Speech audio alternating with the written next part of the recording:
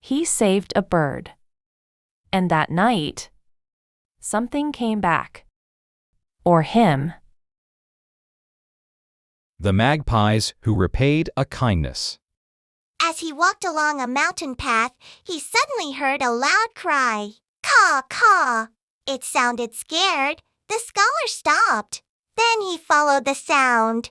He was on his way to Hanyang to take an important exam.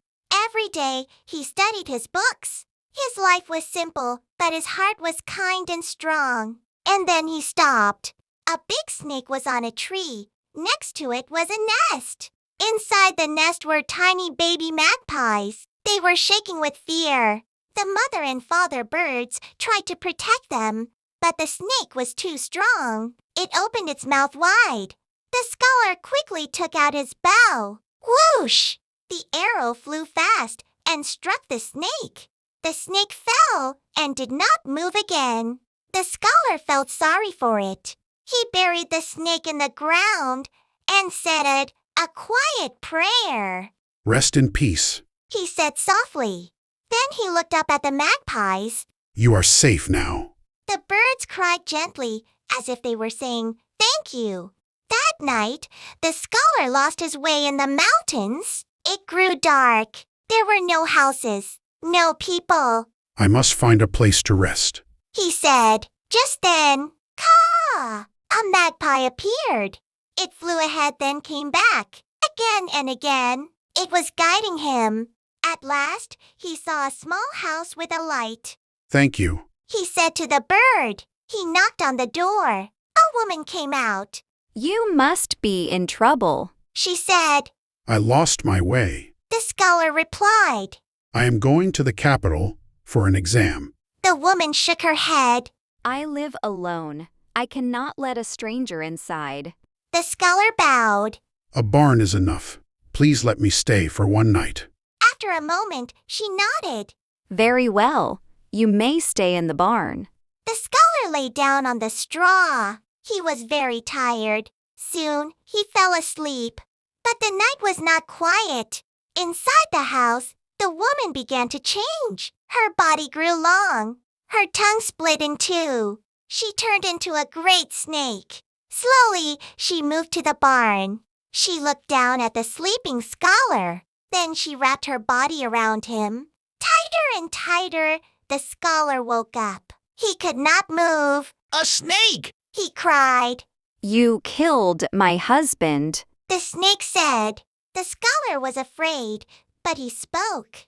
He was going to eat the baby birds. He said. I only wanted to save them. The snake's eyes were cold. A silence fell between them, heavy and unbroken.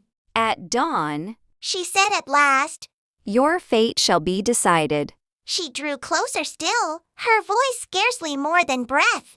In these mountains stands an old bell, long forgotten by men. If, before the sun rises, it should sound 3 times, I shall take it, as the will of heaven, and spare you. Her coils tightened slightly. But if it does not, She whispered. then no prayer will save you. The long night passed slowly. The scholar could neither move nor sleep. He lay in darkness, listening to the faint beating of his own heart, wondering who, in such a lonely place, might ring a bell that no one tended. At last, the darkness began to thin. A pale light touched the edge of the sky. Who will ring the bell? He thought. There is no one here. The serpent stirred. This is the hour. She said. Her coils drew tighter still, and she lowered her head, her jaws parting.